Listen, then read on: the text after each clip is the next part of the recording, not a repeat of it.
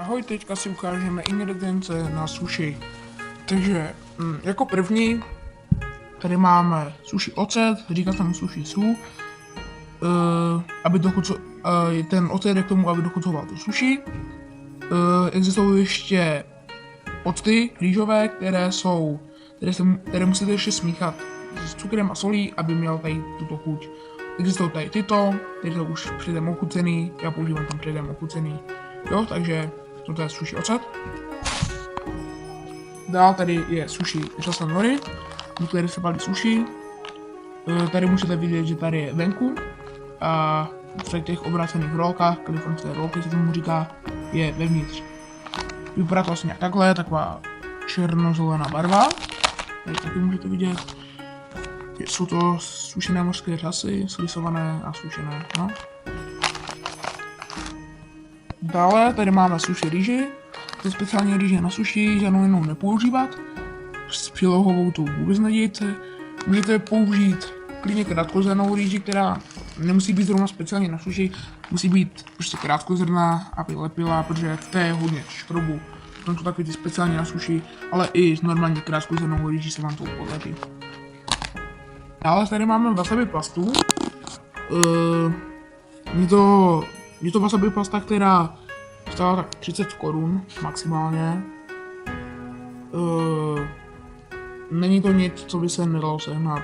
Vlastně všechno, co tady vidíte, normálně dá sehnat v supermarketech a i ve specializovaných obchodech. To je teda wasabi, které je v pastě a to v té pastě není tak kvalitnější než vlastně v prášku. A většina lidí by řekla, že v prášku bude to horší než v pastě, ale v prášku lepší. Dál tady máte sezamové semínka, které můžete tam dát, aby to mělo trošku třeba aromatickou chuť.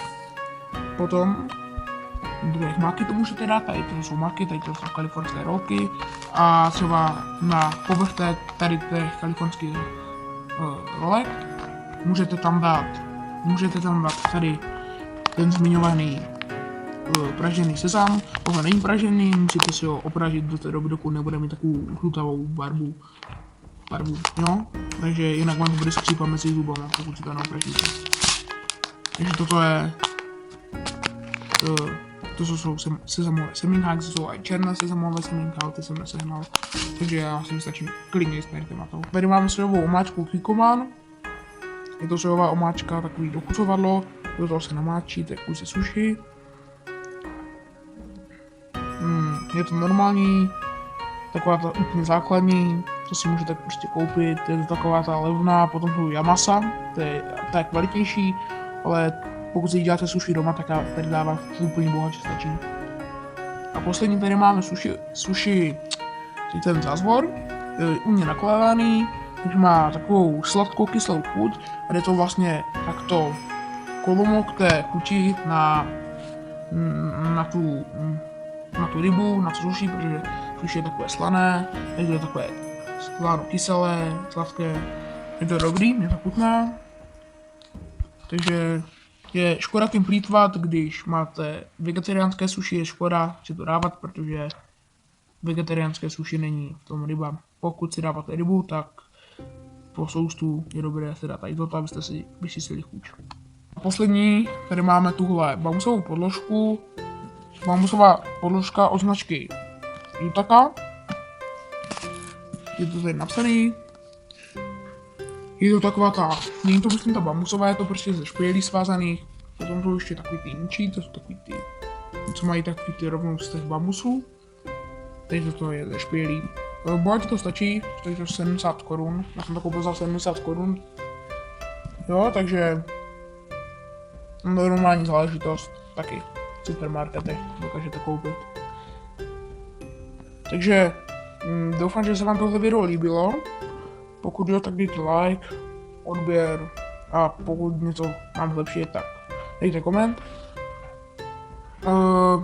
Ano, jsou to ingredience na sushi, řekl jsem, že to jsou ingredience na sushi, nevidíte tady plnění, jako avokádo, losos, nějak, jo.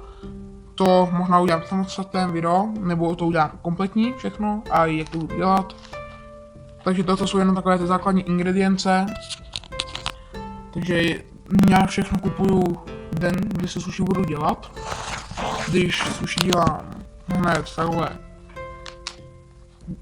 Když dělám sushi hned, jak kdyby třeba teď budu dělat sushi, že musím si to den koupit dopředu, protože to budu dělat, bude to točit ve 12 hodin a to bych sotva stihl všechno, jak kdyby to bych sotva stihl ještě koupit, hodinu vařit rýži, hodinu dělat rýži a potom se všechno ještě servírovat a tak, takže já to dělám tak, že si to většinou koupím čerstvé, ale někdy prostě, když nemám čas, tak to koupím den dopředu.